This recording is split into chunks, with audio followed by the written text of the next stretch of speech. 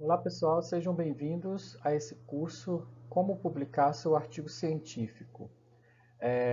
Me apresentando um pouco para quem não me conhece, eu sou o professor Emerson Lima, sou professor titular aqui da Universidade Federal do Amazonas, do curso de farmácia, e já tenho aí uma carreira de mais ou menos uns 20 anos de trabalhos científicos aqui na região amazônica, né, com pelo menos aí uns 150, 200, quase 200 artigos publicados. Então eu me sinto bem confortável para trabalhar com vocês sobre esse tema. Nesse mini curso que a gente vai trabalhar, eu resolvi dividir em duas partes. A primeira parte, onde a gente vai abordar temas gerais sobre o artigo científico, sem ainda falar sobre as partes do artigo especificamente. E na segunda parte, a gente vai trabalhar cada parte do artigo, o resumo, a introdução, né, os resultados, a metodologia, ok? Então, assim, se você está assistindo essa primeira parte, ele vai estar disponível no meu canal do YouTube, você procure a segunda parte para que você complemente o seu conteúdo, tá bom?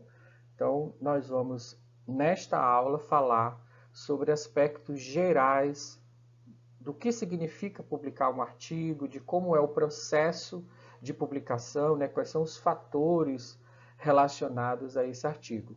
Esse conteúdo ele é muito importante para você que é aluno de graduação, que está fazendo o seu TCC e que quer publicar, para você que é um aluno de pós-graduação, de mestrado ou de doutorado, que também deseja publicar o seu artigo e está aí tendo os primeiros passos nesse mundo da publicação. Lógico, muitas das coisas que eu vou falar aqui são coisas bem básicas, porque a intenção aqui é a gente conseguir dar para vocês uma visão muito clara, né, do início do processo de publicação do artigo científico, tá bom?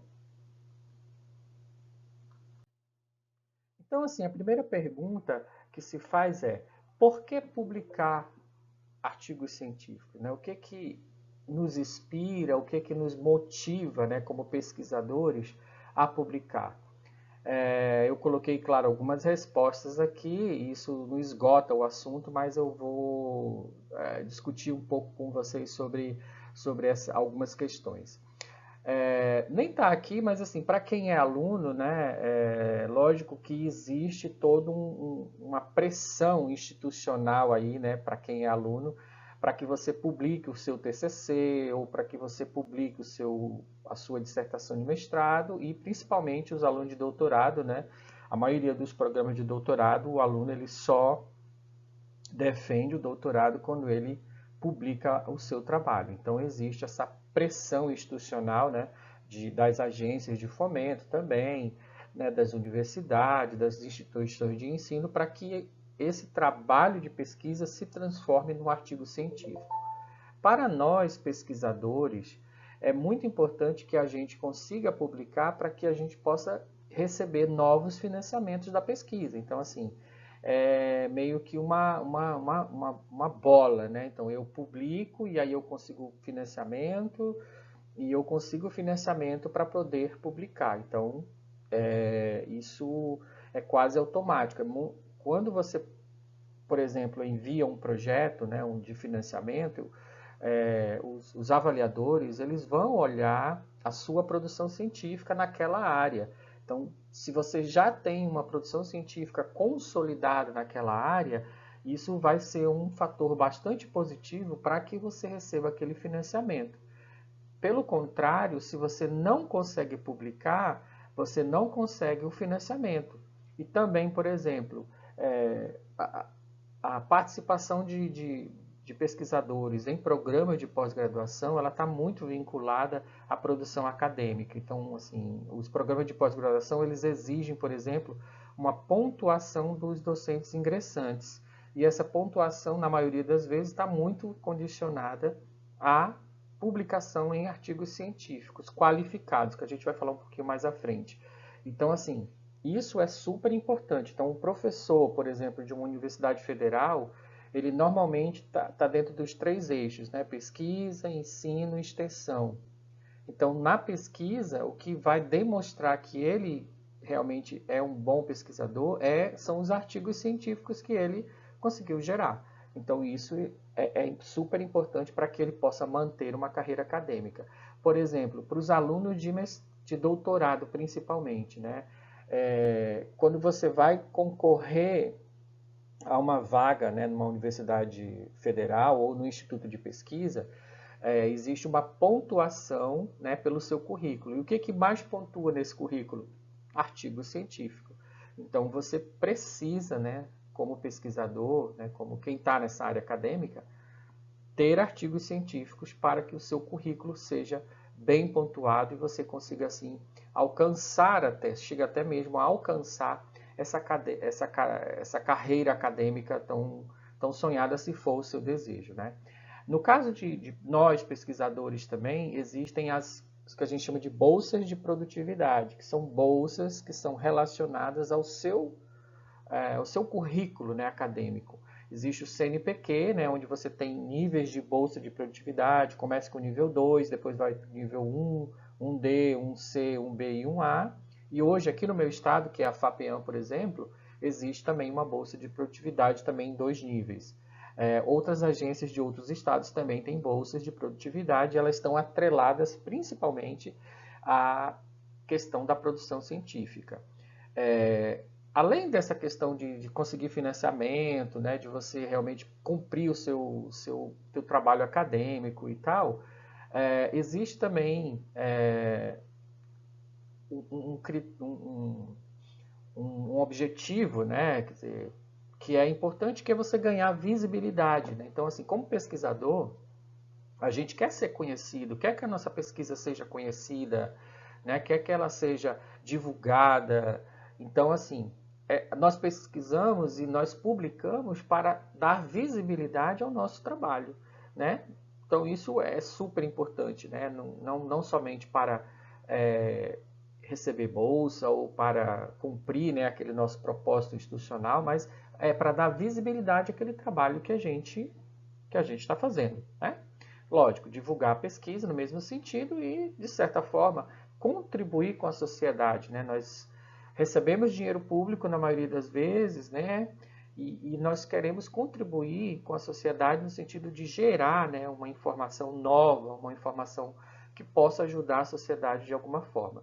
Então, essas aí são as razões principais do porquê se publicar um artigo científico, tá bom? Então, lógico, os objetivos dependem muito do seu nível ou do seu momento, né? Mas basicamente isso daí, são os principais motivos que fazem com que os pesquisadores possam pensar, né, e possam trabalhar para publicar o seu artigo científico.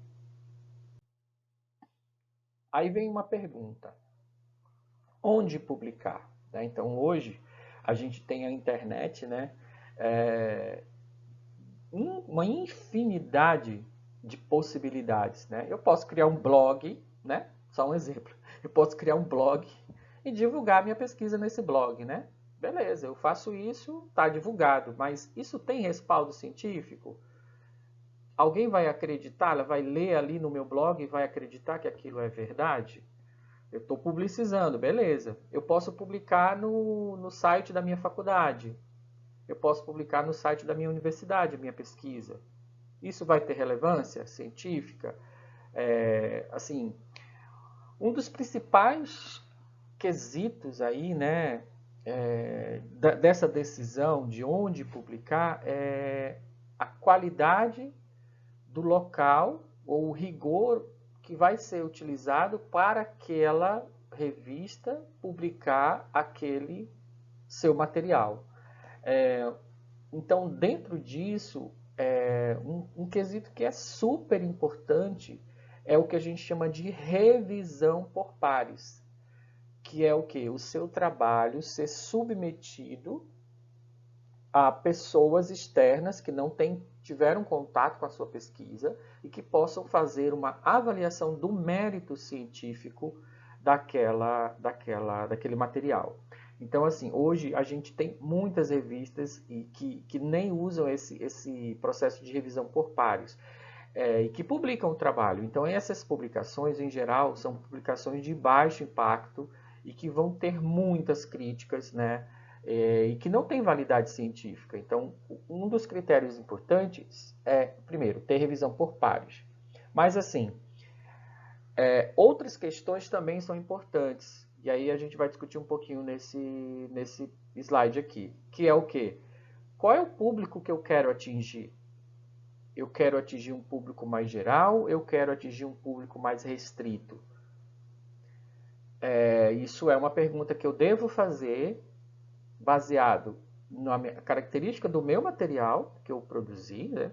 E daí eu posso tomar uma decisão em relação a local onde eu vou publicar. Eu estou colocando aqui revista porque normalmente é o local onde se divulgam as pesquisas científicas, né, qualificadas. É lógico, como eu falei, isso pode mudar no futuro, né? Também existem os próprios sites, né, das próprias instituições, né? Existem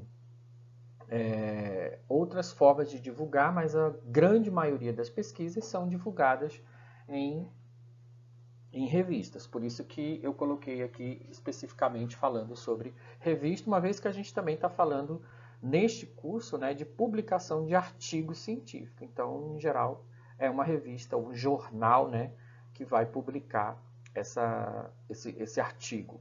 Então, um critério importante é o público que eu desejo atingir, né? Se eu quero atingir um público mais geral, se eu quero atingir um público mais restrito, ok? Além disso, o que vai influenciar nessa minha escolha é qual é a relevância da minha pesquisa. É uma relevância local? É uma relevância regional? É uma relevância nacional? Tem uma relevância internacional? Ou seja, qualquer pessoa do mundo inteiro poderia ter interesse nessa pesquisa? Então, se isso for verdade, eu devo buscar uma revista internacional, né, para publicar. Se o meu trabalho ele tem uma relevância mais local, né, mais regional, então eu posso publicar numa revista nacional que eu queira atingir aquele público específico, né? Nem todo trabalho vai ser ótimo para eu publicar numa Nature, numa Science, numa JAMA, por exemplo, num jornal de medicina. Então, a escolha da revista, né, vai depender muito do tipo de trabalho, né, que eu tenho e da relevância dele. Como pesquisador, por exemplo, eu tenho trabalhos que eu já olho e digo assim, opa, esse trabalho é muito bacana, vai publicar no A1. Eu digo, não, esse trabalho aqui não é tão legal, assim, não consegui fazer tudo que eu queria, eu acho que ele vai num B2, num A2, num A3, entendeu? A gente, como pesquisador, a gente já tem uma ideia ali, né, da relevância do trabalho, em que tipo de revista, ou que qualidade de revista, né, esse material pode ser publicado, né? É lógico que a gente sempre gostaria de publicar no top, né? Mas nem sempre isso é possível, nem sempre isso é possível.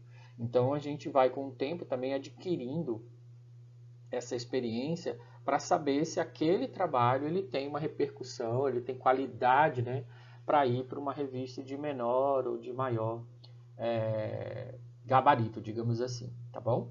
Então isso, claro, tem a ver com essa característica, né, dos resultados, né? Então a característica dos resultados é muito importante para eu poder escolher o tipo de revista que vai.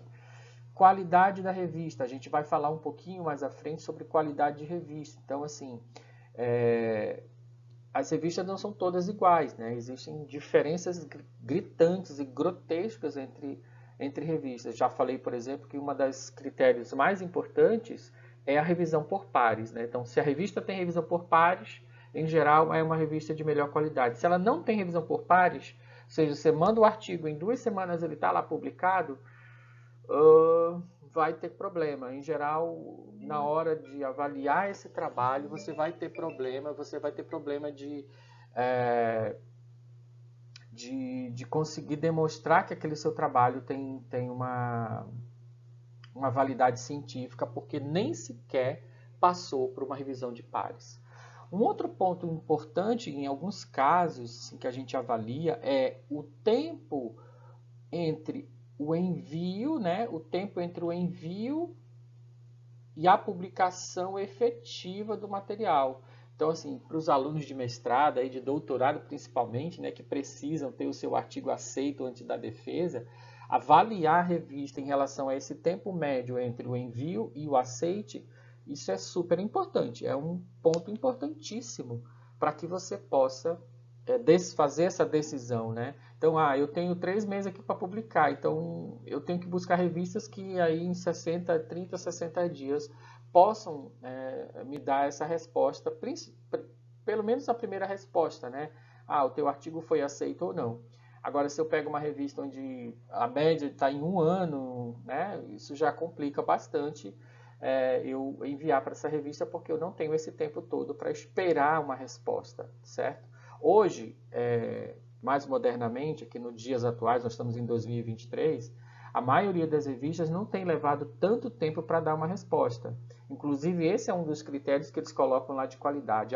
Eu respondo em 15 dias, respondo em 7 dias, respondo em 14 dias. Isso normalmente está lá no site da revista, né? Está nas informações da revista. Então, ela já te dá esse prazo médio. E hoje existe também locais onde você pode buscar, né, em qual revista você pode publicar o seu trabalho. Você pode entrar no Google e digitar assim, Find Your Journal. Você clica, coloca lá e vai aparecer vários locais, plataformas onde você pode colocar o título do seu trabalho, o resumo do seu trabalho, e ele vai te dar uma lista de sugestões de revista para aquele trabalho. Isso é bem legal, assim, aí você vai olhar essa revista, se ela é paga ou ela é gratuita, qual é o tempo médio, qual é o índice de rejeição da revista, esse é um outro ponto importante, por exemplo, tem revistas que o índice de rejeição é 90%, ou seja, de cada 10 artigos que ela recebe, ela rejeita 9, né? Só aceita 10, 10% no caso, né? Só aceita 1. Então, isso já é com um fator complicador, né? Então, isso você tem que olhar também como um fator importante aí na hora da decisão sobre a sua publicação, tá certo? Aí eu dividi aqui, ó, embaixo, em revistas nacionais e revistas internacionais, né? Coloquei algumas características. Isso aqui está tudo entre aspas, tá bom, gente? Porque assim, ó, a revista nacional hoje também não aceita, às vezes, em português. Tem revistas nacionais que só publicam em inglês. Por que isso? Porque assim, ó, se você publicar em português, quem vai ler o seu trabalho só são aqueles locais de língua portuguesa. Então tem o Brasil, Portugal e alguns países da África, né? Então fica muito limitado as pessoas que vão ter acesso a esse trabalho. Então, se você publica em inglês, aí você já tem uma amplitude muito maior. Um chinês, um coreano, um russo, um americano, todo mundo lê inglês. Então, fica mais fácil, certo?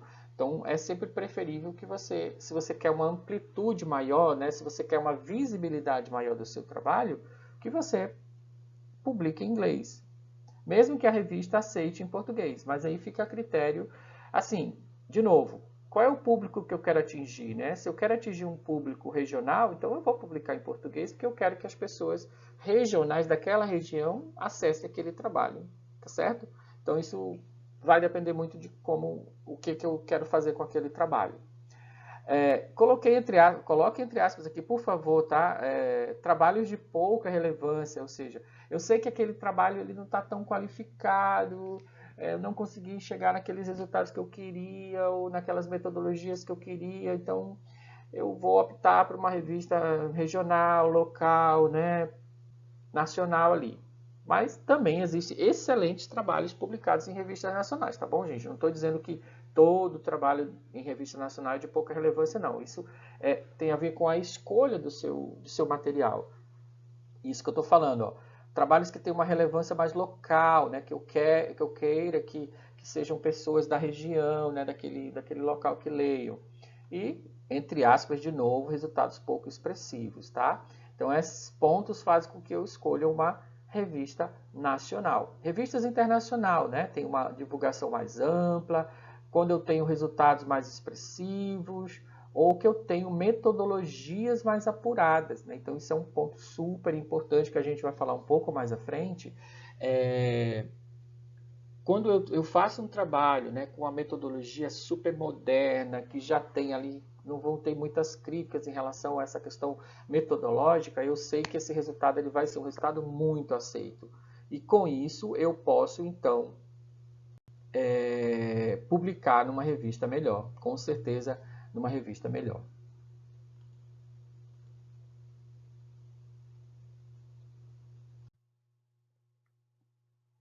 Então, vamos falar sobre qualidade de periódico, né? É, como eu falei ali no slide anterior, é super importante na escolha, né, da onde publicar, que eu avalie a qualidade no meu periódico, a qualidade da revista. Então, as revistas não são todas iguais, né? Eu tenho várias maneiras de avaliar a qualidade de um periódico. Também aqui nesse curso a gente não vai esgotar isso. Eu poderia ficar falando aqui várias horas sobre avaliação de qualidade de periódico com opiniões diferentes e divergentes da minha, tá? Mas aqui eu vou dar uma visão bem geral. Vou colocar aqui 3 pontos que são importantes quando se avalia qualidade periódica no Brasil, tá bom? E nos programas de pós-graduação. Por quê? Quando a gente fala de publicação científica, a gente está muito ligado hoje à questão dos programas de pós-graduação e principalmente da CAPES, né? A CAPES é uma agência do governo que regula e avalia, né, e qualifica os programas de pós-graduação e ela tem um sistema de avaliação de revistas científicas, que é o WebQualis, né? Então você pode entrar lá no site da CAPES ou entrar no Google, digitar lá WebQualis Sucupira e você vai achar uma plataforma onde as revistas elas são estratificadas em 9 níveis, né? 9 níveis, do A1 até o C. A1, A2, A3, A4, B1, B2, B3, B4 e C. O C ele não tem pontuação, ele não tem validade nenhuma nessa classificação. Então, se a revista estiver qualificada lá como C, não publicaria. Não publicaria, não escolheria essa revista. E a 1, ela é o mais qualificado, né? Então, para o programa de pós-graduação, ela, para o docente, por exemplo, ela vai pontuar 100 pontos lá. Isso, para quem é autor de uma revista, assim, que não está ligado ao programa de pós-graduação, isso não tem muito sentido. E o que é uma revista A1, né? Isso vai depender da avaliação da área. Por exemplo, na área de farmácia, que é a área que a gente trabalha, toda revista com fator de impacto maior que 4, ela é considerada A1. Tá? Maior que 3 A2, maior que 2 A3, maior que 1 A4. E aí você tem outros critérios aqui para classificar como B1, B2, B3 e B4. Tá? Inclusive, a indexação dessa revista no JCR. O JCR é uma lista, né, de uma instituição que publica, né, anualmente a lista das revistas indexadas nessa base, como se fosse uma base de dados. E ela tem alguns critérios específicos, como questão da revisão por pares, que eu já falei antes, né? Periodicidade da publicação, tempo de publicação, fator de impacto. Então, se a revista está publicada no JCR, você pode publicar lá sem medo que você está publicando numa revista de boa qualidade, né? Em geral. Claro, pode existir exceções, mas em geral, se está lá no JCR, você pode publicar, que você vai ter certeza que a revista é uma revista bem qualificada, tá bom? Além disso, ó, a gente tem outras bases de dados. O PubMed é uma base super importante, ligada à Biblioteca Americana, né, de Ciências. O Cielo é uma base aqui da região do Caribe, né, e América Latina, também uma base super importante. Scopus é uma outra base, e assim como a gente tem outras bases. Quer dizer, essas bases de dados, essas indexadoras, se elas indexam, fazem a indexação da revista, significa que aquela revista tem uma qualidade. Se a revista ela não está no JCR, se ela não aparece no PubMed, se ela não está nem no Cielo, se ela não está na base Scopus, opa, vou olhar, bem complicado, às vezes eu estar publicando nessa revista, tá bom? Então, isso são fatores importantíssimos que eu tenho que avaliar quando eu vou buscar essa publicação. Sim, e o fator de impacto, né, que eu estou falando, o que é isso, né? O fator de impacto, ele é um número que vai de, sei lá, de 0, 1 até o infinito, que é feito um cálculo baseado o quê? No número de citações daquele artigo na base de dados por ano. Quer dizer, seria uma média de quantas vezes aquele artigo, cada artigo daquela revista é citado por ano. Então, quanto maior o fator de impacto, maior é a chance daquele seu artigo ser citado no futuro. Tá? Por exemplo, se eu tenho uma revista com fator impacto 200, então significa que a média, né, de citação daqueles artigos ali é em torno de 200 vezes, né? 200 citações por ano daquele trabalho. Então, assim, isso é o único fator? Não, como eu vou falar um pouquinho mais à frente, o fator de impacto não deve ser o nosso único objetivo, né? Porque às vezes eu não quero publicar numa revista de maior impacto por publicar, mas eu quero alcançar um público específico, tá bom? Mas isso é, claro, um dado, um fator extremamente importante na minha decisão sobre publicar o artigo.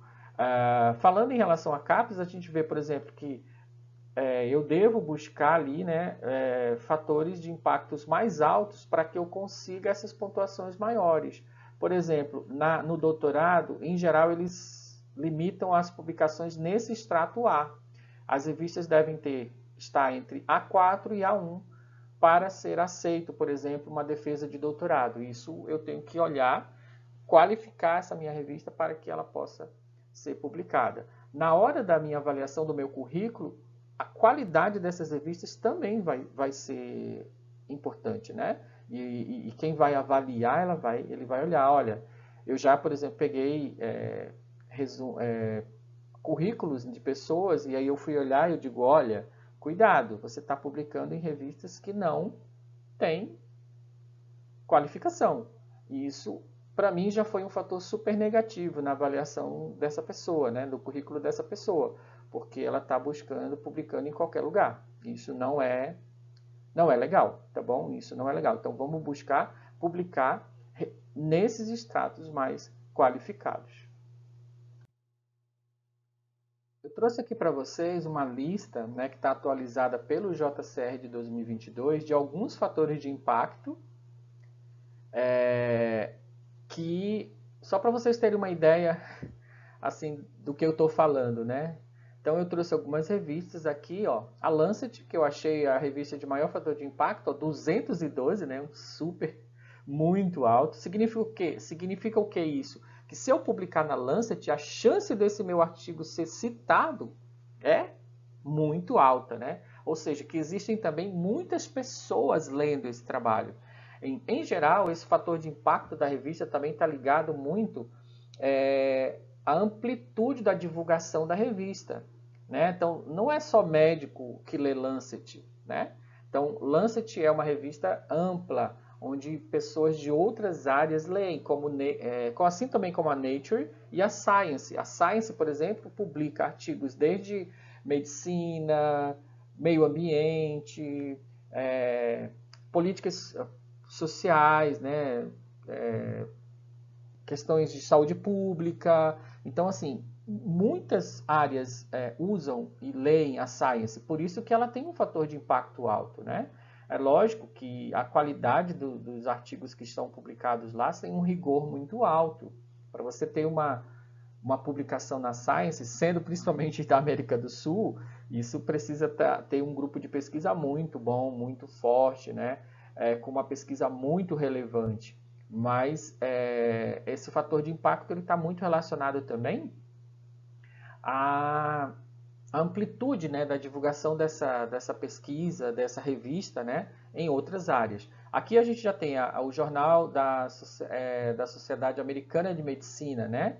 Então, olha só, é um fator super alto também, mas é bem menor do que uma Lancet. E aqui, você publicar no JAMA, nossa, é bem difícil, bem complicado uma pesquisa da saúde para publicar nesse jornal. Mas você vê que ele tem ele tem uma amplitude aqui, né, muito menor do que do que uma Science, por exemplo, ou um Lancet, né? Aí eu coloquei revistas aqui, ó, mais da minha área, né? Clinical Chemistry, 12, Journal Natural Products, que é uma revista super importante na área de produtos naturais. Olha o fator de impacto, 4.1, né? 4.1, ou seja, a melhor revista que eu tenho de produtos naturais, ela tem um fator de impacto super baixo, mas às vezes eu quero publicar nessa revista, entendeu? Porque é uma revista onde eu quero que o meu trabalho seja publicado, né? Eu tenho um exemplo, por exemplo, de uma revista que eu queria muito publicar, que é Free Radical Biology e Medicine. É uma revista da minha área, que eu sempre estudei estresse oxidativo. Então, eu queria muito publicar nessa revista. O fator de impacto dela, acho que hoje é em torno de 6, 6.7, 7, alguma coisa assim. E era a revista, para mim, o meu galinha dos ovos de ouro, digamos assim, né? E eu consegui publicar um dos artigos da minha tese nessa revista. Então, assim, às vezes é aquele sonho de consumo, né? E não tá ligado muito ao fator de impacto, mas estava ligado aonde eu quero que aquele meu trabalho seja divulgado, eu queria que as pessoas me conhecessem. Então, quem lê essa revista, Free Radical Biology and Medicine, ok, todas as pessoas que trabalham com estresse oxidativo, né, com antioxidantes e tal, leem essa revista. Então, eu queria ser conhecido lá e por isso eu queria muito publicar naquela revista, entendeu? Então, isso é um fator importante. Eu coloquei duas revistas brasileiras aqui. Revista Brasileira de Farmacognosia, o fator de impacto é 2, não está aparecendo aqui por causa da câmera, mas é 2. Olha só, a melhor revista, uma das melhores revistas brasileiras, nacionais, essa revista é muito boa, é excelente, publica excelentes trabalhos, fator de impacto 2, ou seja, ela vai ser um A3 lá na Qualis, né, da CAPES. E o Brazilian Journal Chemical Society também, uma boa revista da área de química, né, e publica coisas de química de produtos naturais, fator de impacto 1, acho que é 1.1 ou 1.2. Ou seja, também são boas revistas, mas que tem um fator de impacto muito baixo. Ou seja, é porque assim, quem vai ler, né, química de produtos naturais, química sintética, é um público muito restrito, né? Um químico analítico, um químico orgânico, um farmacêutico com interesse nesse tipo de pesquisa. Então isso restringe muito o público e com isso o fator de impacto ele é menor, entenderam? Então assim, o fator de impacto ele não tem que ser colocado como o melhor dos parâmetros, o único parâmetro ali para a qualidade do periódico. Não, ele é um fator importante, não é o único, é um excelente fator, mas não necessariamente tem que ser o meu alvo, tem que ser a minha busca, certo? Mas mesmo assim, como eu falei lá, ó, a CAPES ela coloca, na minha área, por exemplo, o fator acima de 4 como a 1, né? Então, assim, é um fator de baixo ainda, né? Se você levar em consideração que a revista, uma das melhores revistas da área, né? A Lancet publica coisas da área médica, né? Ela tem fator 212, 4 é um fator muito baixo, certo? Então, uma pesquisa relevante, uma pesquisa realmente de cunho internacional e mundial, ela deve buscar revistas com fator de impacto acima de 10, com certeza, para que você possa ter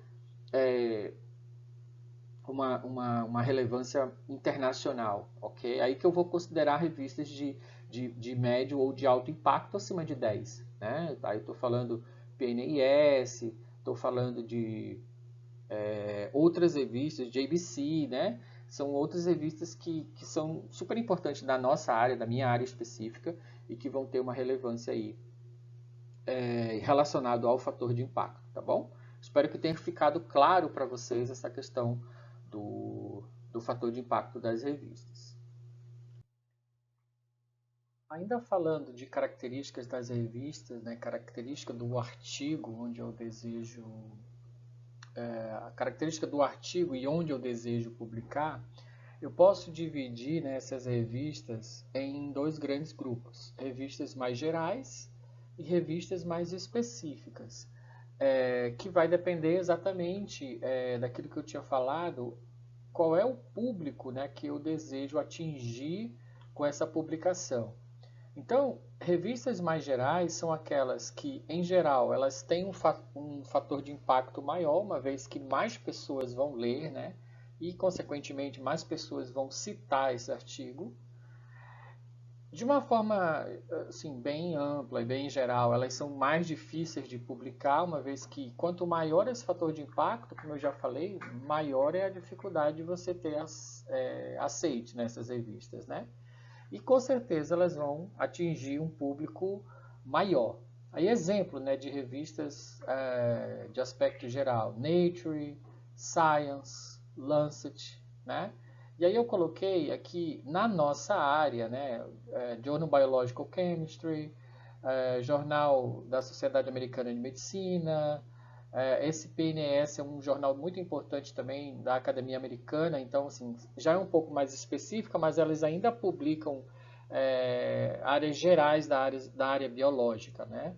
Então, assim, é da área biológica, um pouco mais restrita, mas ainda é amplo. É diferente, por exemplo, de uma revista bem mais específica. Olha aqui o exemplo, ó, diagnóstico pré-natal, ou seja, quem é que se interessa em diagnóstico pré-natal, né? Talvez o pessoal de enfermagem, né? São obstetras, ginecologistas, pessoas bem específicas, né? Então, um geólogo não tem, em geral, interesse numa revista como essa, né? Um químico, muito pouco. Então, assim, é isso que eu estou dizendo. É uma revista onde eu estou querendo atingir um público muito específico, né? Olha essa daqui, ó. Cálcio celular. Então, assim, é uma revista muito específica. Ela vai publicar sobre tudo que é qualquer pesquisa em relacionado a estudos sobre cálcio na célula. Então, assim, às vezes, quando o meu artigo ele é num tema muito específico, faz sentido eu publicar numa revista específica e que eu vou ter muito mais facilidade de publicar. Tá aqui, ó, mais fácil de publicar, porque eu estou trabalhando com um foco muito específico, né? Claro, elas vão ter menor fator de impacto, porque é um público muito restrito, né, que vai ler aquela revista. Então, lógico que existem os meios termos, tá? Estou colocando aqui os dois grandes polos, né? Mas existem as revistas intermediárias que vão publicar várias áreas, mas que para um foco específico, né? Então existem os meios termos. Então, mas eu achei importante colocar isso para vocês terem essa noção, que eu posso publicar em revistas de amplo espectro ou revistas de um foco bem mais restrito, né? E isso vai gerar dificuldades diferentes nesse processo de publicação.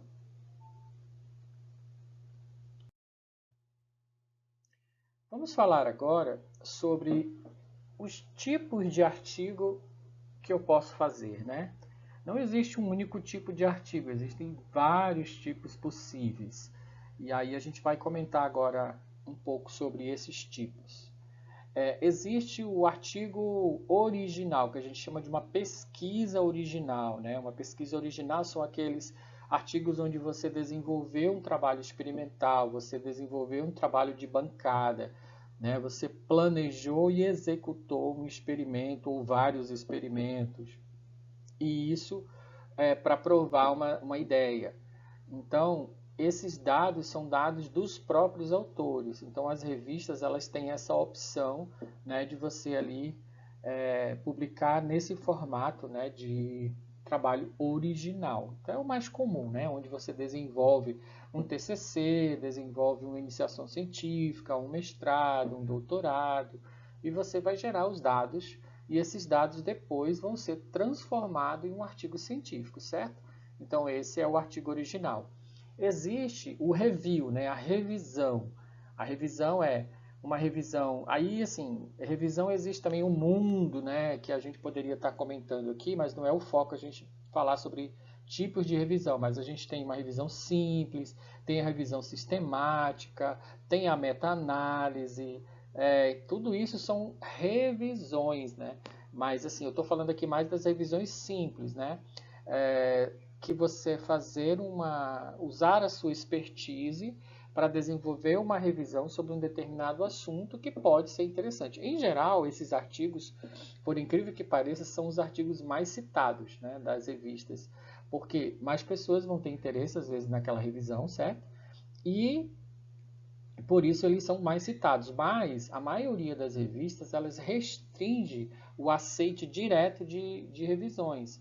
Elas só publicam revisões sob convite, ou seja, o editor convida um especialista para escrever uma revisão sobre determinado assunto.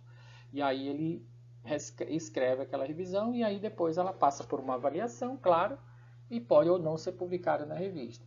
Mas, em geral, mesmo que não tenha essa opção ou que isso não esteja tão claro na revista, quando você envia uma revisão e ela é boa e o editor ele gosta, ele publica, né? Se aquela, dentro do escopo da revista, tiver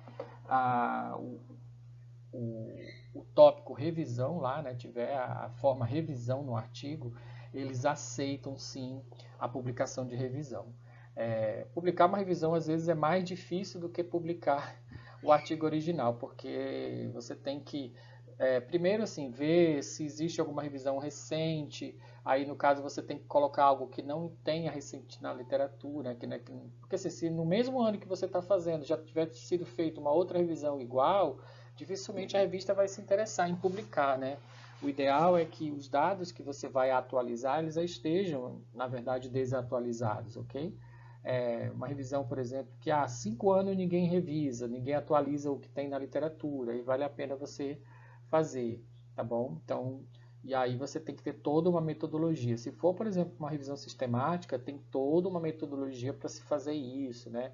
As fontes de dados que você vai usar, os artigos que você vai pesquisar, como que você vai organizar esses dados, né? Se for uma meta-análise, nossa, aí a parte estatística é muito complexa.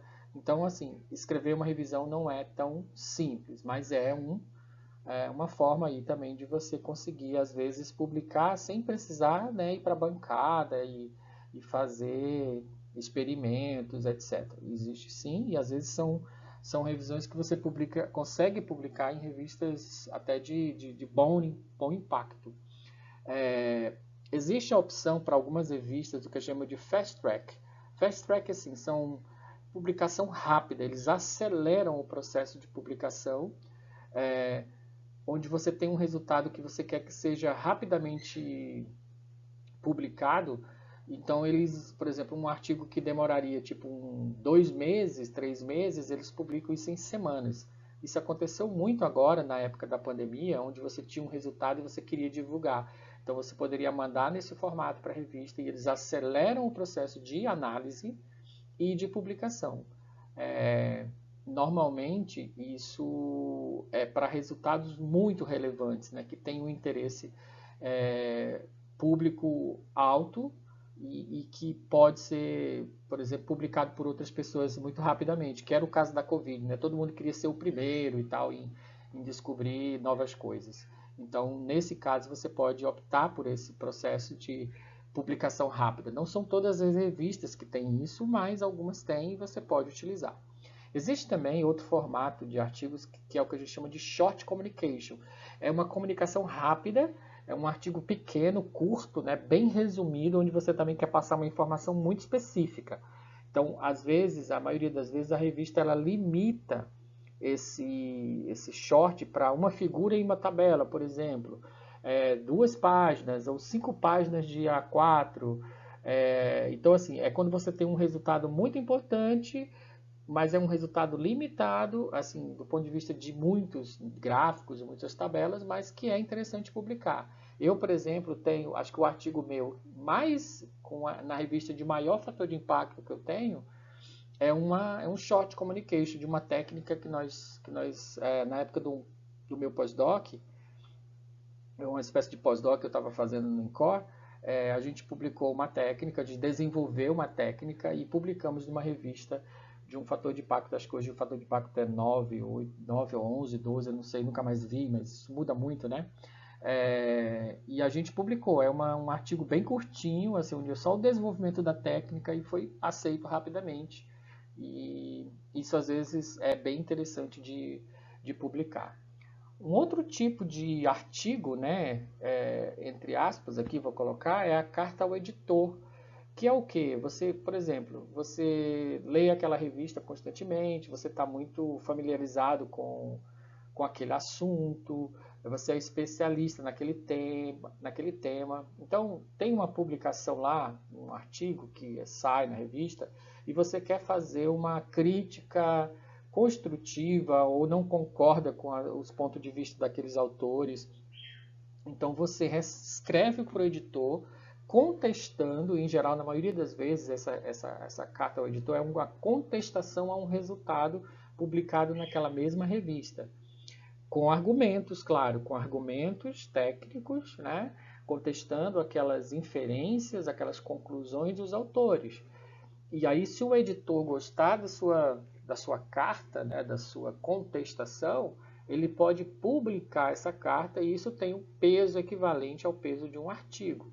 Isso é bem comum, né, para pessoas sêniores, né, especialistas já que têm uma longa experiência sobre um determinado assunto, mas nada impede que um jovem também faça isso. Mas existe essa modalidade inclusive pode ser uma forma de você melhorar o seu currículo, né? Se você conseguir fazer esse tipo de texto, tá? E existe também um outro tipo de artigo que é muito comum, né, na área medicina principalmente, que são os relatos de caso ou relatos de experiência, né? Onde você tem um caso raro, uma experiência específica, né, inédita, e que você quer fazer esse relato.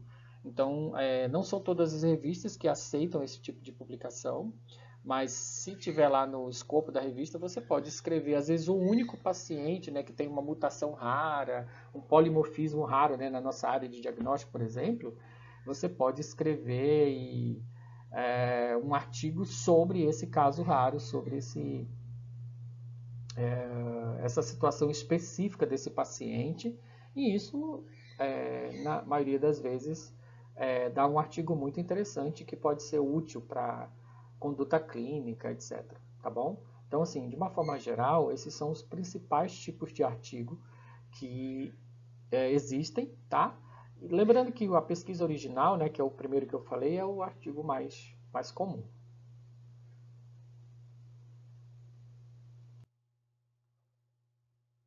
Vamos entrar agora numa espécie de segunda parte desse curso, dessa aula, onde a gente vai começar a falar um pouquinho sobre o artigo em si, né? Ainda de uma forma mais geral.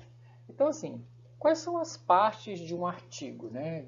A gente vai falar aqui de um artigo original, tá? Nós acabamos de falar ali atrás os tipos de artigo e vamos falar quais são as partes de um artigo, mas eu vou me concentrar nesse curso como se fosse um artigo original, não é um artigo de revisão, tá? É um artigo que tem dados que foram elaborados pelo próprio autor, né? E aí onde é o que existe assim de forma geral para a maioria das revistas que a gente consegue submeter. Lembrando que isso aqui que eu estou mostrando é muito aplicado para as áreas biomédicas, né? Eu sou farmacêutico, eu publico em revistas de área biomédica, bioquímica, farmacologia, química, né? Química de produtos naturais, é mais ou menos nessa área que eu estou falando. Isso às vezes não vai se adequar, por exemplo, para outras áreas, como áreas de exatas, áreas de humanas, outras áreas, tá? Algumas coisas são similares, mas dependendo da área, isso pode ser bastante diferente, tá? Mas dentro da nossa área, a maioria dos artigos eles contém essas partes aqui, bastante coisa, né? Olha só, tem um título, tem a descrição dos autores, as filiações desses autores, né? As instituições, os endereços, né? De onde eles estão vinculados, um título curto, né? Um títulozinho mais curto, a indicação de um autor de correspondência para o artigo, um resumo em gráfico, isso é muito comum hoje, né? Eles chamam de graphical abstract, é um desenho, né? Um esquema gráfico que resume o seu artigo, o próprio resumo do artigo, que é um item extremamente importante, nós vamos ver aí na parte 2, trabalhar esse resumo, as palavras-chave, uma introdução, o item material e métodos, resultados, discussão, que em alguns artigos pode ser junto ou pode ser separado, conclusões, referências bibliográficas, agradecimentos. Algumas revistas podem pedir abreviaturas, outras não, né? As legendas das figuras de forma separadas, figuras, tabelas e gráficos de forma separada, material suplementar. Além desses tópicos, a gente vai falar um pouquinho também, pode ser pedido a questão do apoio financeiro, né, suporte financeiro, os conflitos de interesse também são pontos importantes que algumas revistas pedem e uma outra coisa que as revistas agora estão pedindo bastante é a contribuição autoral, ou seja, você descrever sobre o que cada autor fez no artigo, ok? Então esses são basicamente os tópicos ou as partes, né, de um artigo científico na nossa área biomédica. Então, como que o artigo ele se organiza do ponto de vista da profundidade, né, que eu devo dar para o texto, tá? Esse slide ele fala sobre isso. Então, do ponto de vista de o quanto mais profundo eu tenho que ser no meu texto, quanto mais específico eu tenho que ser no meu texto, e quanto mais abrangente, né, mais superficial eu devo ser no meu texto. Então, vocês percebem que quando eu olho, por exemplo, a introdução aqui, né, ele começa sempre com aquele assunto mais geral, né, com aquele assunto mais superficial, mais abrangente, e no final da minha conclusão, ele vem também trazendo uma aplicação, né, mais geral, né, daquela pesquisa, o mais geral possível. É lógico que às vezes eu estou trabalhando num assunto muito específico, né, mas aqui é o ponto em que eu posso fazer uma inferência, né, da aplicação daqueles resultados para a sociedade. Então, eu começo o artigo falando do que eu chamo de macroproblema, né, daquilo que é a parte onde o contexto onde aquele meu artigo se insere e vou me aprofundando nisso, né? A introdução ela vai aprofundando esse conhecimento até chegar no meu foco. A metodologia, os resultados são pontos bastante profundos, né? Onde eu vou ali especificamente tratar daquele problema. E a discussão também, claro. E aí na conclusão eu começo do ponto de vista bem específico, falando das inferências dos meus resultados e termino a minha conclusão com uma espécie de inferência, né, da aplicação daqueles resultados para o problema que eu falei lá no início da introdução. Então esse é o contexto geral, né, de como que eu devo organizar do ponto de vista de profundidade e especificidade o meu material escrito do artigo, tá bom?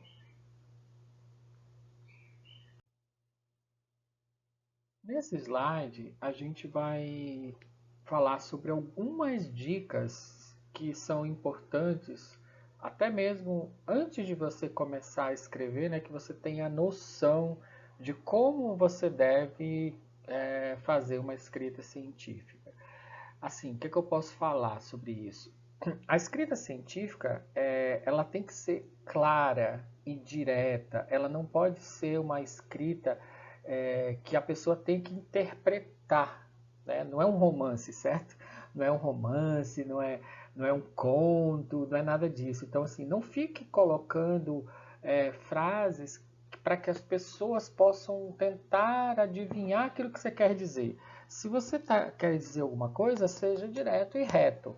Não, aqui não é momento, na escrita científica, de você ficar fraseando muito, colocando palavras difíceis. Não, esse não é o caso. Uma outra coisa também interessante em relação à escrita científica é que você deve evitar ao máximo palavras dúbias, como por exemplo, pouca, muita, às vezes, tantos. Quer dizer, esses adjetivos, né, que, que levam a... O que é muito, né? Muito pode ser 10, como pode ser 50 milhões. Então, assim, não dá para você inferir com essa palavra. Então, ao invés de você dizer muito, você diz o valor, né? Então, tenha cuidado com essa questão da escrita, porque isso é uma forma, não só para o artigo, mas para os seus trabalhos acadêmicos, seja TCC, dissertação, tese. Esse é uma dica interessante que vocês têm que buscar. Escrevam de forma clara e precisa, tá? Sem tentar levar dúvida ao seu leitor, ao seu ouvinte, tá bom? Vamos lá. Algumas coisas que eu coloquei aqui, desculpe que é muito texto, mas são coisas que eu gostaria de enfatizar para vocês. Olha só, escreva as frases curtas e parágrafos de tamanhos parecidos. Isso eu encontro com muita frequência nos textos que eu avalio, né? Então, frases com um único, com tempo, com muito longas, frases período muito longo, né? Você pega uma frase às vezes que são 5, 6 linhas, né? A mesma frase, você quase morre a terminar a frase sem respirar, certo? Então evitem isso. Então vejam se aquela frase não pode ser cortada no meio ou em 3 pedaços e você fazer períodos curtos. A escrita científica ela tem que ser curta. Outra coisa que é muito comum é a gente ver num texto científico parágrafos muito diferentes um do outro em relação a tamanho. Então tentem uniformizar os parágrafos para que eles fiquem sempre parecidos no tamanho. Eu até coloquei aqui, ó, parágrafos com 4 a 5 frases. Então, frases curtas, né? Então, assim, você padronizar também o tamanho dos parágrafos. Uma outra questão, toda vez que você começa um parágrafo, você tem que recomeçar a ideia. Então você não pode começar um parágrafo assim. Ele quem? Tá, o cálcio, por exemplo, né? Você estava falando do cálcio. O cálcio é um elemento assim. Então você tem que começar como se fosse um novo pensamento. Que você leia aquele parágrafo, você entenda todo ele, sem precisar você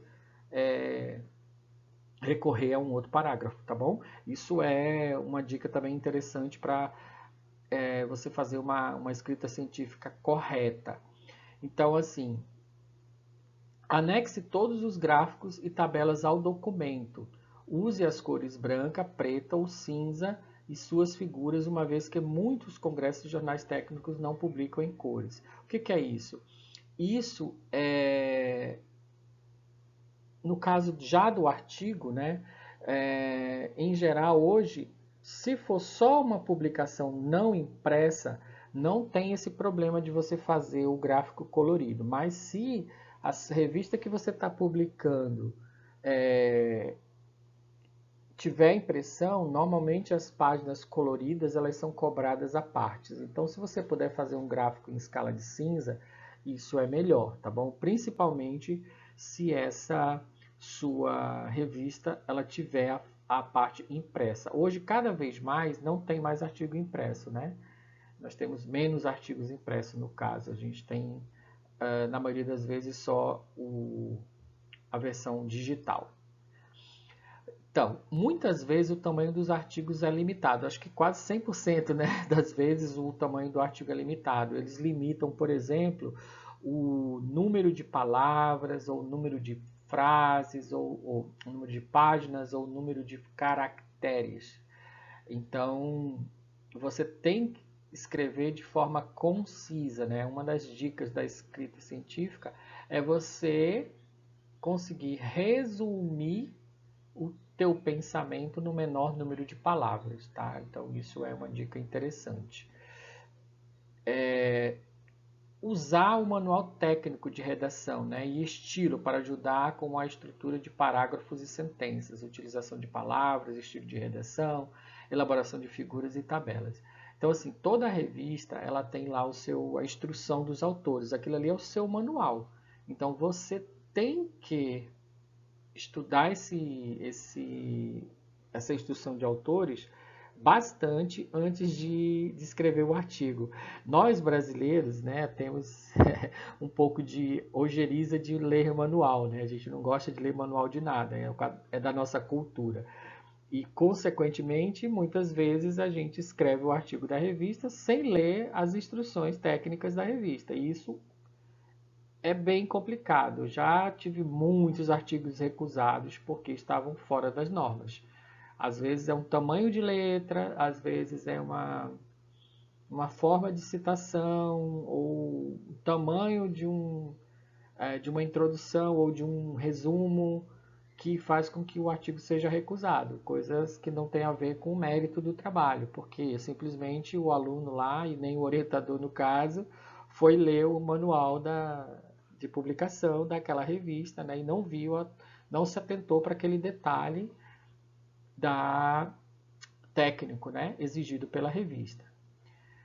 É lógico, a ortografia e a gramática ela precisa ser revisada. No caso do inglês, é obrigatório você enviar isso para um revisor, né? Então, mas professor, mas eu tenho proficiência, eu sei inglês e tal. Mesmo quando você escreve em português, você ainda intercorre em erros, né? Porque você dá para uma segunda pessoa corrigir, isso é importante. E nós não sendo nativos, com certeza, por melhor que seja o meu inglês, eu vou ter erros. Então, a maioria das revistas, inclusive, exige, além de você enviar para esse revisor, que você tenha um certificado de revisão. Então, é importante mandar esse texto em inglês para um revisor, uma pessoa nativa, né, que possa ler, revisar e dar uma certificação para esse texto. Então, isso não é nada. Hoje, tem muitos profissionais que fazem esse serviço, existem empresas, né, que fazem esse serviço.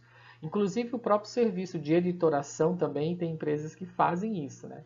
Se você tiver dinheiro para pagar, eles já fazem tudo, já colocam o texto nas regras da revista, já coloca o formato das figuras, tudo direitinho, mas é bem caro. Mas a parte de revisão de inglês é o mínimo que você pode fazer para você tornar um texto próprio, né, e não ter problema de formatação na hora da publicação. Então, como eu já falei, é muito importante que você imprima ou copie os regulamentos de publicação do jornal e que você possa escrever o artigo dentro das regras daquela revista. Então, como está sendo colocado aqui, às vezes ele é rejeitado por uma questão de formatação, né? E a gente não quer isso, né? A gente pode até ser rejeitado porque está desatualizado do ponto de vista metodológico, eu não consegui argumentar bem, não tenho resultados suficientes, ou porque está fora do escopo da revista, mas nunca por uma questão de formatação. É um erro básico, assim, e bem chato quando a gente tem um artigo rejeitado por não está dentro das normas, né?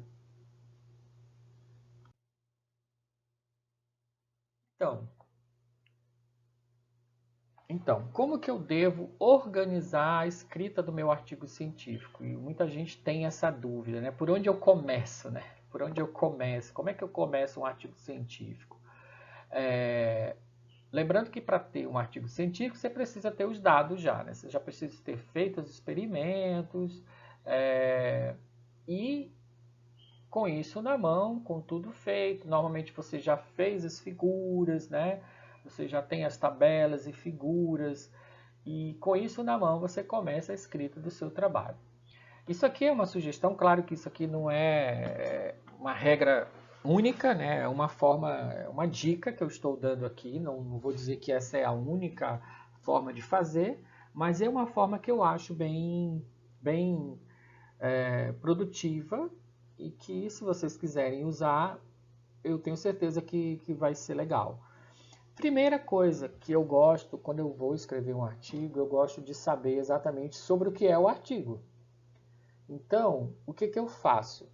Eu peço para o meu aluno lá, né, hoje a maioria dos trabalhos são de alunos, eu peço para os meus alunos organizarem as figuras que vão entrar no trabalho, figuras e tabelas. Olha, quais são os seus resultados?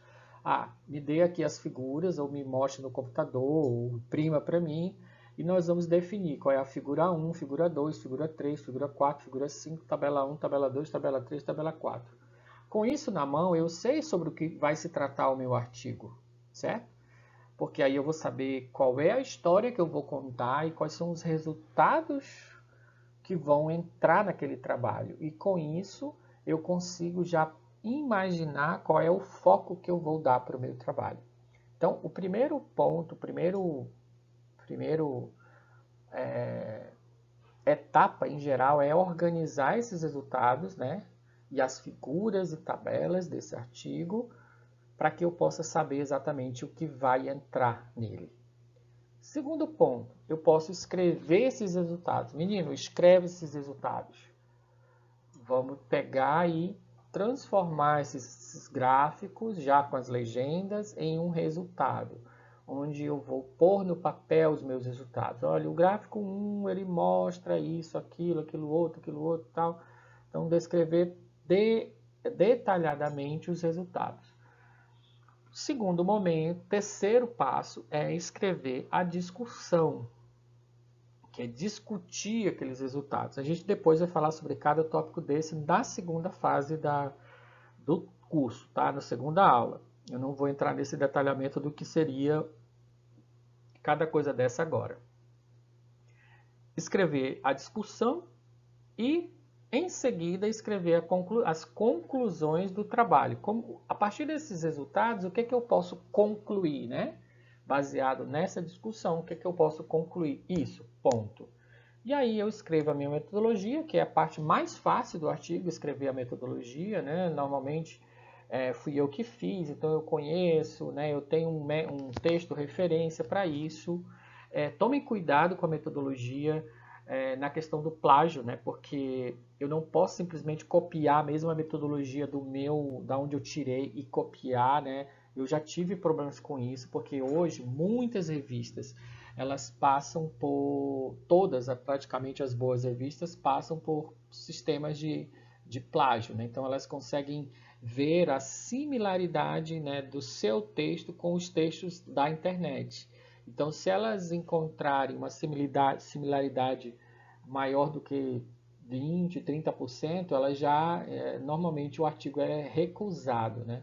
E eu já tive, por exemplo, artigos recusados justamente porque o aluno ele copiou a metodologia lá diretamente como ele viu do autor, né? E por mais que você esteja usando aquela metodologia, você não deve copiar, escrever tudo que ele escreveu. Então tem que escrever com as suas palavras. Texto, nenhuma parte do artigo pode ter texto copiado de outro autor. Então tenham muito cuidado com plágio, né? Com similaridade de texto, ok? Então peguem esse texto e reescrevam de outra maneira. Hoje você tem até inteligências artificiais, né, que fazem isso, né? Você pegar um texto e pedir para ele modificar o texto para que não para que fique autoral. Existe até essa possibilidade. Mas o ideal mesmo é você fazer com as suas próprias palavras. Então, aí vem, depois que você escreve a metodologia, escrever a introdução, que a gente vai falar em seguida. Escrever o resumo do trabalho, porque aí você já definiu, você sabe o que entrou na metodologia, tudo, escreve o resumo. E, por último, o título. Quer dizer, o título você está vendo que é quase a última coisa, né, que a gente define, porque é onde eu vou chamar a atenção do meu leitor para aquele trabalho. Então, eu preciso definir um bom título baseado no que eu vou contar, né, de história, o que aquele meu artigo traz de novidade, tá bom? E aí eu vou fazer a organização dos autores, as filiações, pedir, né, o ORCID ou o ORCID de cada autor, que hoje é obrigatório na maioria das revistas, e o e-mail também de cada autor. Então eu vou listar tudo isso, escrever as referências. Em geral eu posso usar um programa de referência, tipo EndNote, ou outros programas, né, que existem para eu fazer essas referências, né? O próprio sistema já faz. E, por último, escrever uma cover letter, que é uma carta de apresentação do artigo para o editor, né? Onde eu vou dizer o que gerou a ideia do artigo, o que esse artigo traz de relevância, o que ele traz de novidade, né? E por que ele seria importante da sua publicação naquela revista. Então, essa carta de encaminhamento ela é super importante, porque o editor ele vai ler essa carta. Então, antes dele ler o artigo, ele vai ler a carta. Então, se ele gostar do que você vai justificar ali, ele já vai ler o seu artigo com bons olhos, né? Tá bom? Então, é importante escrever bem essa carta de apresentação. Eu falei no slide anterior sobre o ORCID, o ORCID, né? O que é isso? É um identificador digital único que distingue um acadêmico ou pesquisador de outro. Porque assim, existem, vamos supor, o meu nome é Emerson Silva Lima. Pode existir um outro Emerson Silva Lima, e existe outros Emerson Silva Lima no Brasil. Imagina se vários pesquisadores se chamassem Emerson Silva Lima. E aí lá na hora que eu vou pesquisar, se eu colocar Lima, ES, vai ter um Emerson Silva Lima, um Eduardo Souza Lima, e aí eu vou ficar muito confuso, né, sobre de que autor é aquele trabalho. O ORCID, ele é um número, cada pesquisador tem um, e os seus trabalhos todos vão estar dentro daquele número, como se fosse um CPF do pesquisador. Então, a maioria das revistas pede, na hora que você vai submeter esse trabalho, né, ele pede esse ORCID, esse ORCID dos autores. Então, vocês, alunos de iniciação científica, de mestrado ou de doutorado, podem entrar lá na plataforma e se cadastrar, né, e criar esse código para vocês, para que vocês passem a ser identificados com esse código único, tá bom? Então, isso é importante para a identificação de vocês, e toda a produção científica de vocês vai estar vinculada a esse código. Como que ocorre o processo de submissão do artigo científico? Hoje, a submissão praticamente toda ela é eletrônica, né? Você submete de forma online. Antigamente, alguns anos atrás, né, 10 anos atrás ou mais, você ainda mandava as correspondências por e-mail, ou por e-mail não, por correio. Você mandava por correio para a revista demorava um mês para receber, mais 2, 3 meses para devolver para você. Hoje não existe mais isso, né? Tudo é eletrônico, você entra no sistema da revista, faz um cadastro, se cadastra. Quem normalmente envia é o orientador, tá bom? Porque assim, existe uma dúvida assim, de quem é de quem é o resultado, né? Quem é o dono do resultado, ok? O resultado é daquele grupo de pesquisa que fez o trabalho. O resultado não é só do aluno, também como não é só do orientador, ele é do grupo de pesquisa. Então, para que você envie esse trabalho, precisa que haja uma anuência do seu orientador. Assim como para ele enviar, ele teoricamente deveria ter a anuência do aluno, ok? Então, normalmente quem faz esse processo de submissão pode ser o orientador, né? Ele entra na plataforma, cadastra todo o artigo e encaminha esse artigo para submissão. Mesmo sendo online, é preciso enviar muitas vezes esses documentos oficiais, né, como Copyright Form, que são um formulário de autorização, né, para você, porque você está transferindo os direitos, né, daquele trabalho para a revista.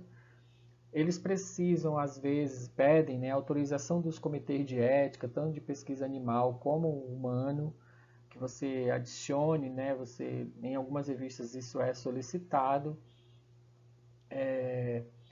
E uma coisa que hoje é bem comum, né, hoje cada vez mais a gente tem essa forma, é que existem revistas que são fechadas, ou seja, para que você possa acessar o artigo, você paga individualmente cada acesso.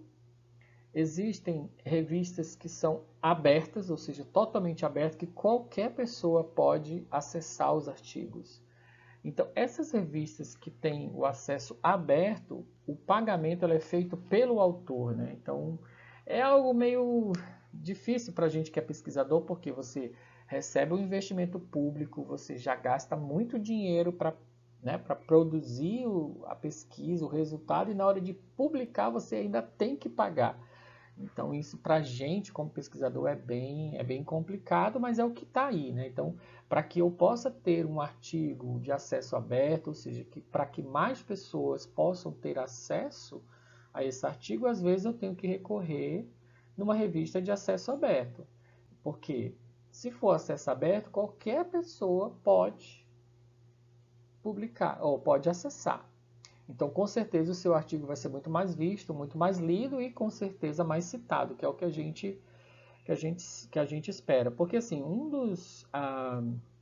uma das formas de avaliar, né, a qualidade do pesquisador, qualidade, né, daquele pesquisador, é o que a gente chama de fator H. Né, o fator H. Qual é o seu fator H? Né? O meu fator H é 10, é 20, é 30, é 50. E esse fator H do pesquisador, ele está ligado ao quê? Ao número de citações, né, dos seus trabalhos. Então, quanto mais citado eu sou, maior o meu fator H e, com certeza, maior a minha notoriedade, né, o melhor pesquisador eu sou para a comunidade científica, digamos assim. Então, é importante que eu publique em revistas que tenham fator de impacto alto, ou revistas, por exemplo, que têm fator Open Access. Só que no Brasil a gente tem uma dificuldade financeira, né? Porque assim, as revistas são internacionais, os artigos são cobrados em euro ou dólar, né? Então assim, eles cobram $2.500, que quando você está, por exemplo, nos Estados Unidos, né, na Europa, $2.500 é como se fosse R$ 2.500 no Brasil, né? Quer dizer, é alto, mas não é algo tão significativo quando se fala em pesquisa. Só que se a gente trouxer isso para a nossa realidade, falando em reais, com dólar aí a R$ 5, a gente já vai para R$ 14.000, né? Aí já começa a ficar pesado, né, para um pagamento. Imagina que você tem que publicar aí 4, 5, 6 artigos por ano. Vezes 15 mil, você vai estar aí com R$ 100.000 por ano em pagamento de publicações. E isso é bem complicado. Então, assim, existe hoje até uma discussão no Brasil, né, sobre qual é o caminho que a CAPES vai tomar em relação a essas revistas Open Access. Se a gente vai receber, por exemplo, um valor fixo anual, né, lá já nos projetos para pagamento dessas revistas, né, se o Brasil vai pagar uma cota e o brasileiro vai ter um desconto, alguma coisa desse tipo. Está sendo estudada uma política sobre isso, porque a CAPES ela já paga um valor muito alto pelo periódico CAPES, que é o quê? Para a gente ter acesso a algumas revistas que são fechadas. Mas só que agora, algumas dessas revistas, né, que eram fechadas, elas também estão cobrando para publicar, né, nesse modelo híbrido. E aí a gente está tendo um duplo pagamento. Eu pago para poder acessar o artigo e pago para poder publicar. Isso para o brasileiro está sendo bem difícil, tá bom? Então, assim, em geral, essa submissão ela é eletrônica, tá? Eu vou entrar lá no sistema da revista e vou carregar todos as partes daquele artigo que eu comentei ali atrás e carregar lá no sistema e fazer a submissão.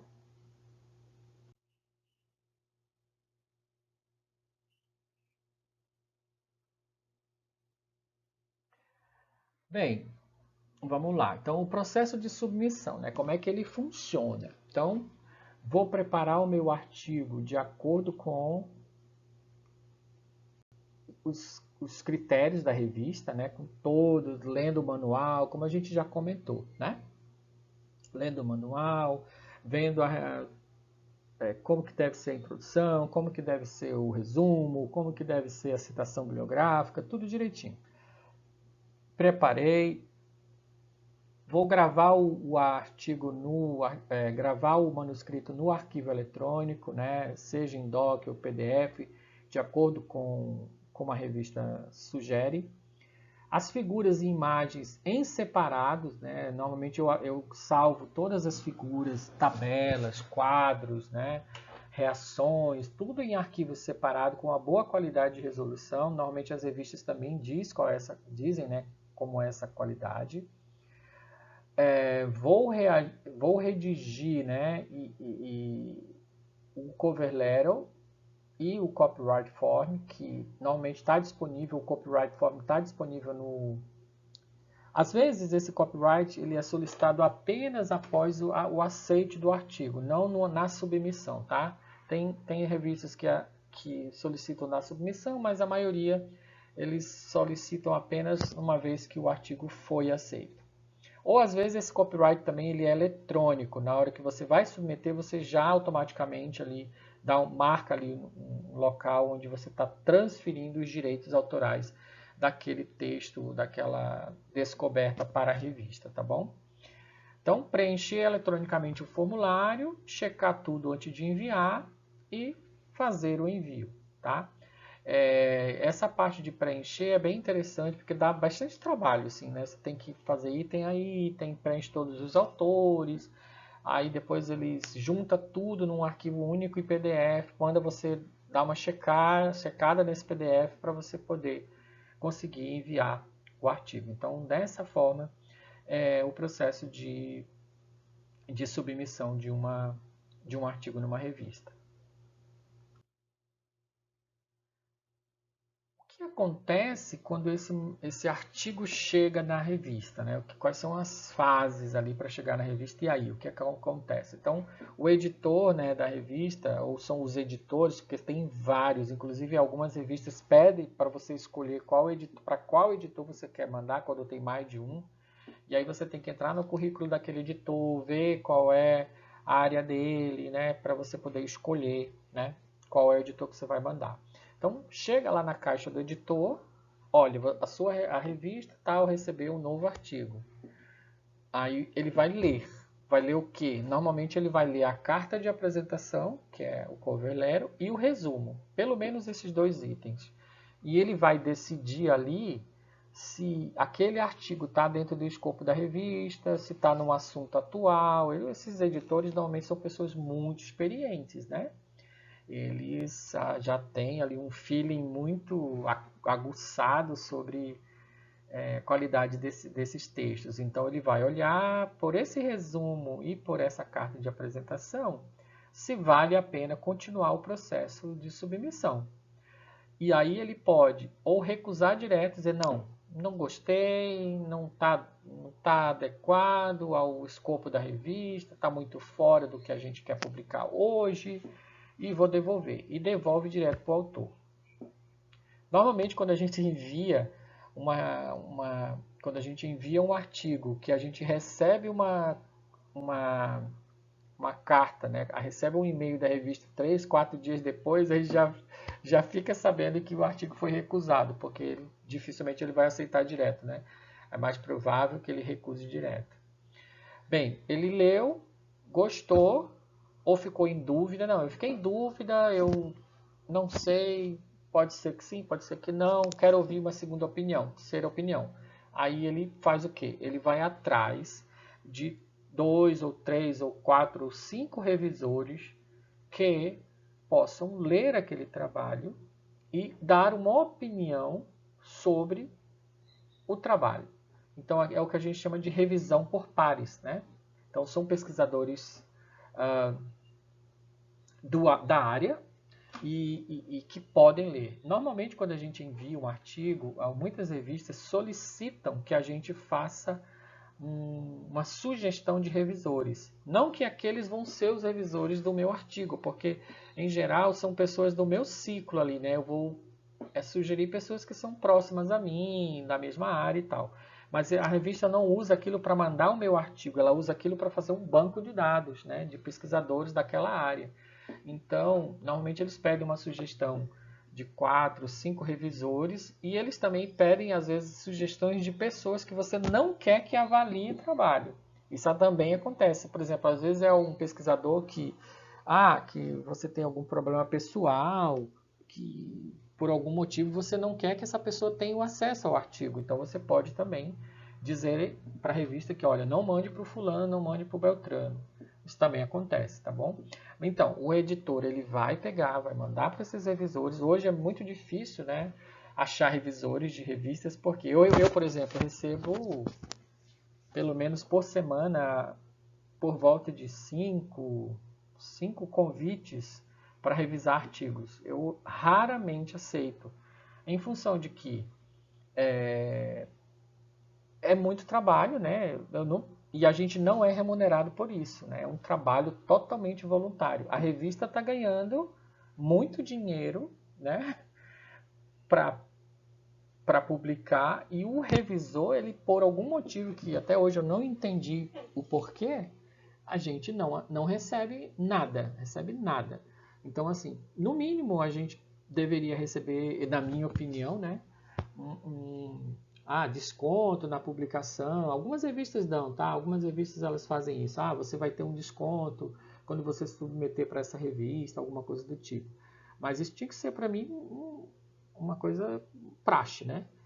Mas eu normalmente aceito quando o artigo ele é muito bom, assim, que assim, é um artigo que me interessa estudar e entender, ou quando é de uma revista de um conhecido, de um parceiro, ou de uma revista que eu quero submeter um artigo no futuro, então eu quero manter um bom relacionamento, aí nesses casos eu aceito. Hoje eu reviso algo, pelo menos 1 a 2 artigos por mês, mas eu recebo muito mais convite do que aquilo que eu posso revisar, né?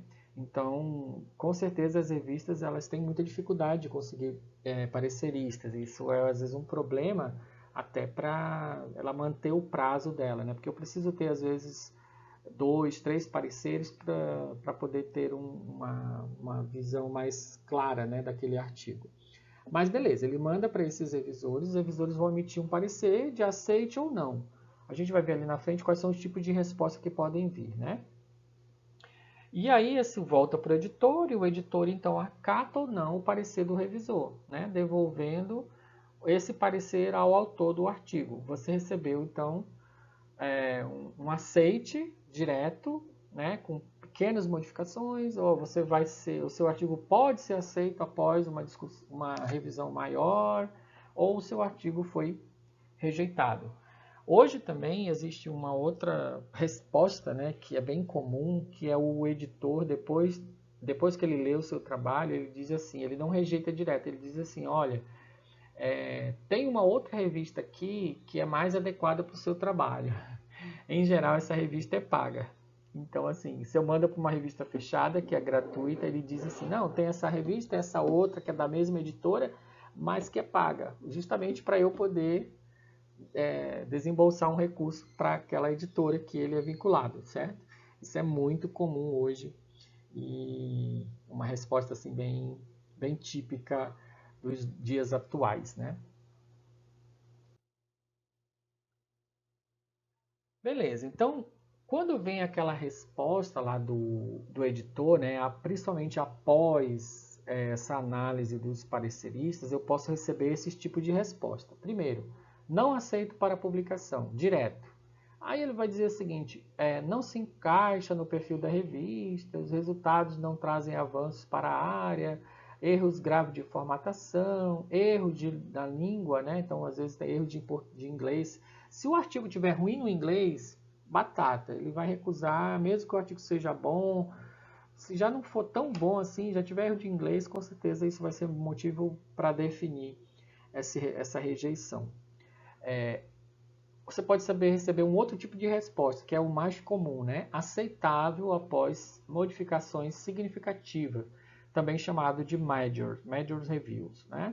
Então, normalmente, esses major reviews, eles pedem o quê? Para você fazer mudanças profundas no texto, né? Mudar a introdução, mudar a justificativa, acrescentar referências, esse tipo de coisa, acrescentar um outro experimento, ou fazer experimentos complementares, né? Então, olha, faltou você colocar um grupo controle no seu experimento, aí você tem que refazer, colocar esse grupo controle para poder testar. Ou se fez o grupo controle e você não citou, por que não citou, especificar, justificar, esse tipo de coisa. Então você faz essas modificações, retorna isso para o editor, ele vai voltar para o avaliador vai olhar, ver se atendeu o que ele queria, vai devolver para o editor e o editor vai devolver para o autor, tá bom? Então essas são, assim, na verdade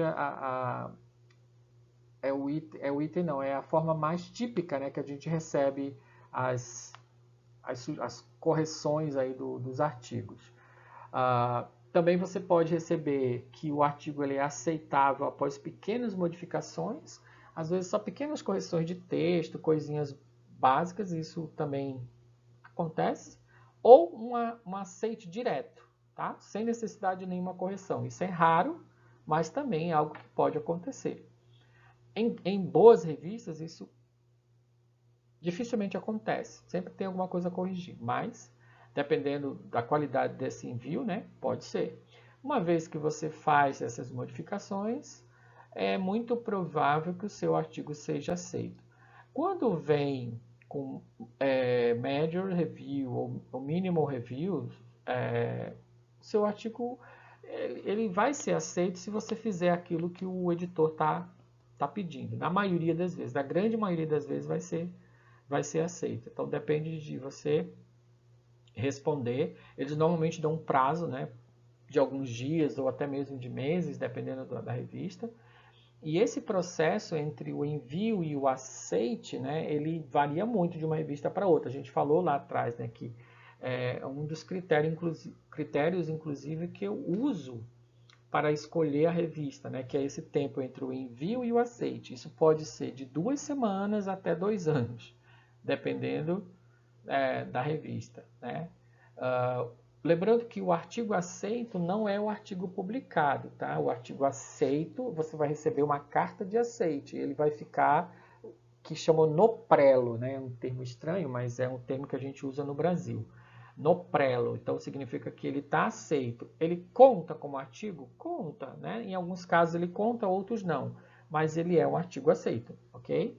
Você vai no seu currículo, você pode colocar no prelo, você pode colocar, mas o que conta mesmo é o artigo publicado. Como hoje a publicação ela é eletrônica, esse tempo entre o artigo aceito e o artigo publicado, ele é bem mais curto. A maioria das revistas hoje consegue fazer isso rapidamente. Outras demoram um pouco mais, mas você tem que fazer esse destaque, tá? Artigo aceito não é artigo publicado, são coisas diferentes. Ele só vai ser publicado quando ele tiver o número do volume, o número da página que ele está. Aí você vai conseguir realmente ter o artigo publicado, tá bom? Estamos finalizando essa primeira parte, né? A primeira parte desse curso. E aí a gente vai falar um pouquinho sobre algumas razões para o seu artigo ser aceito. Lógico que eu não quero aqui ser prepotente, né, de achar que isso aqui somente isso é a verdade. Isso aqui são, de novo, são sugestões, são, né, impressões minhas sobre a minha experiência, né, principalmente na área biomédica.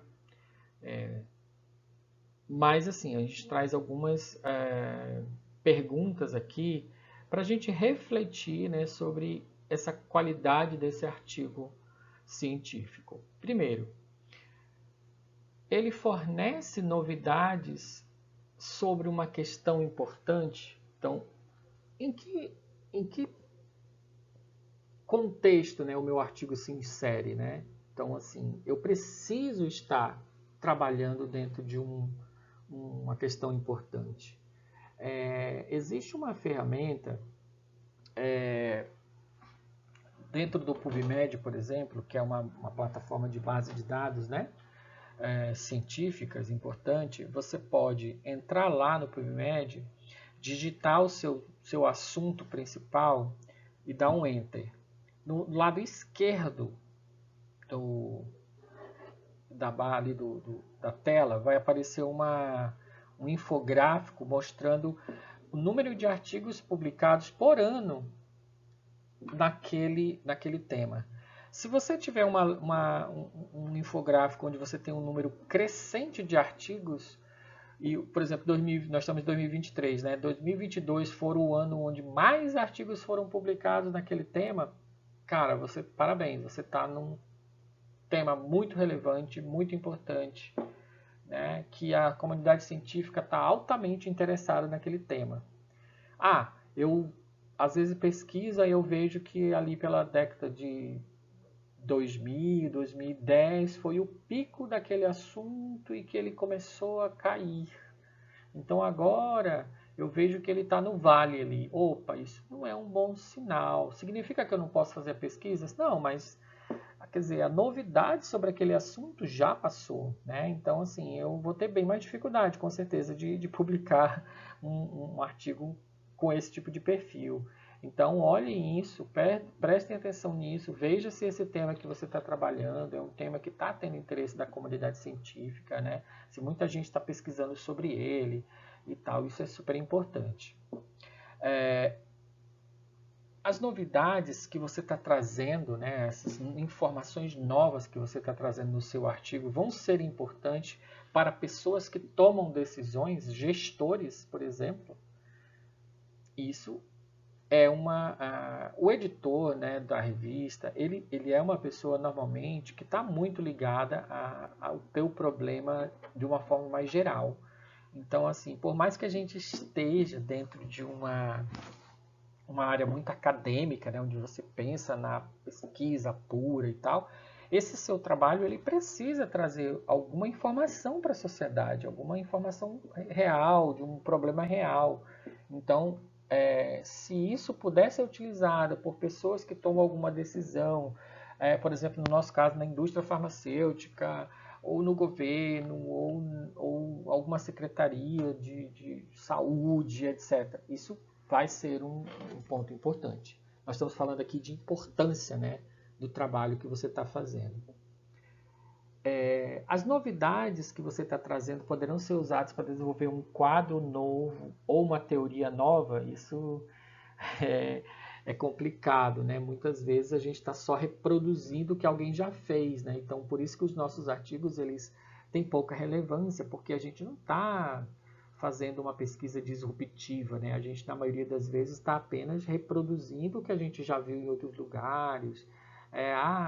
Estou estudando aqui o efeito antimalárico de uma planta. Putz, quantas mil plantas já não fizeram de efeito antimalárico? Não estou falando mal de quem estuda antimalárico, mas assim, eu estou usando os mesmos métodos, né, de alguém que já fez, fazendo o mesmo caminho que alguém já fez, certo? Então só estou estudando uma planta diferente. Claro, posso achar um novo antimalárico. Estou estudando o mesmo mecanismo que já é estudado, entendeu? Não estou estudando um mecanismo novo.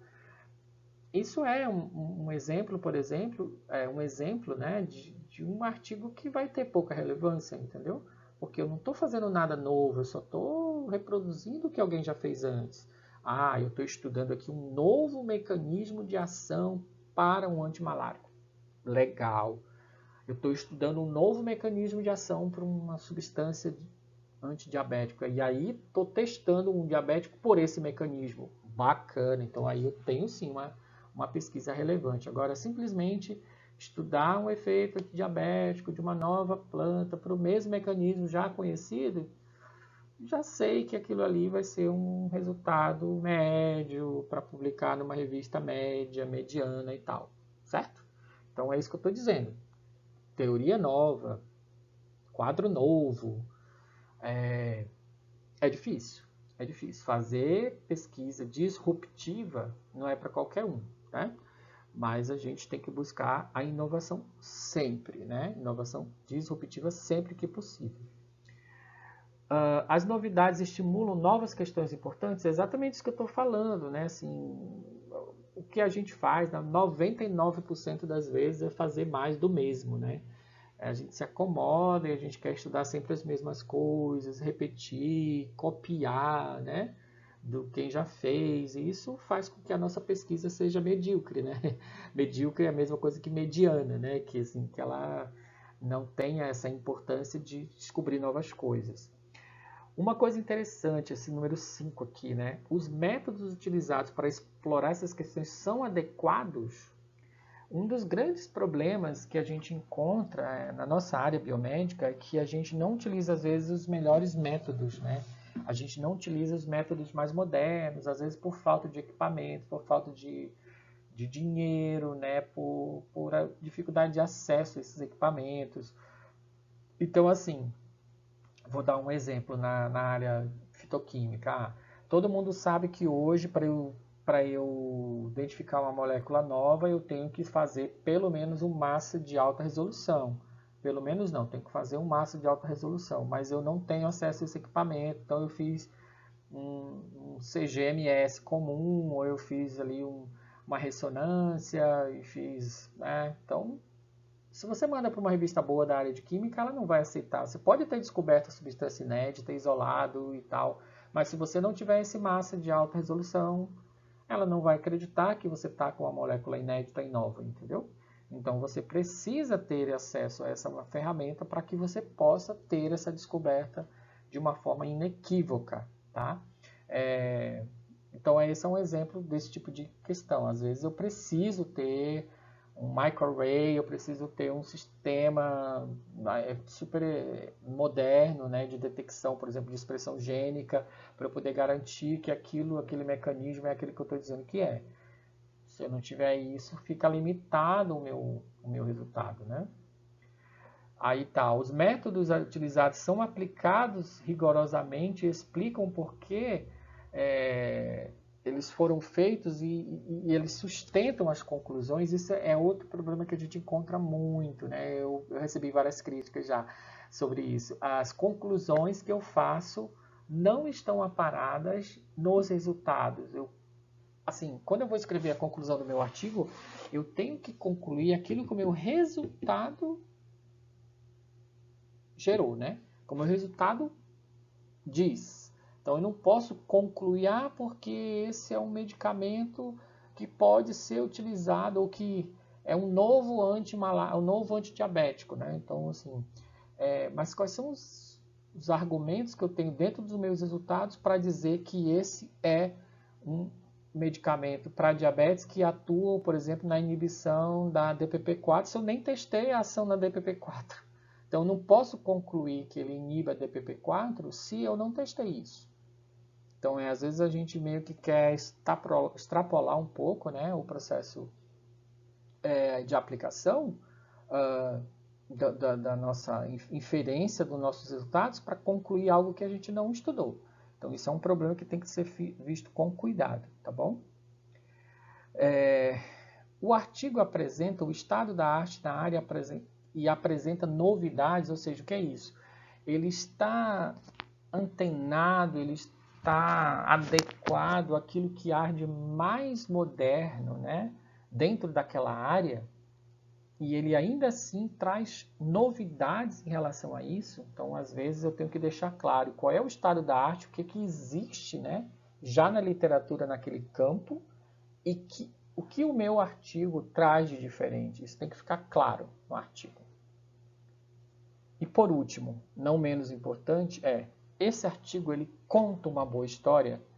Assim, na segunda fase da aula aqui do curso, a gente vai falar sobre o que é um bom artigo, como escrever um bom artigo, e eu vou colocar isso, né? O artigo ele não é eu pegar um monte de resultado e compilar e isso vai ser um artigo. Não, esse artigo, esses resultados, eles têm que contar uma história, né? Qual é a história nova que eu conto a partir desses resultados?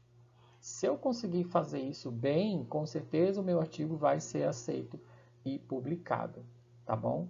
Então, se você ficou até aqui, você precisa assistir a segunda parte da aula desse curso, né, que fala sobre a escrita científica. Eu espero que o que eu falei até agora tenha sido útil para você e não deixe de prestigiar a segunda parte que vai ser postada logo em seguida aqui no canal, tá bom? Esses são os dados, meus dados para contato. Qualquer dúvida vocês podem colocar abaixo. Se você gostou dessa aula e quer compartilhar com algum conhecido seu, pode ficar à vontade, compartilhe. Se você está assistindo aqui no canal, meu canal do YouTube, deixe um like. Isso é interessante, né, para a gente compartilhar esse conhecimento com outras pessoas. Obrigado e até a segunda parte da aula.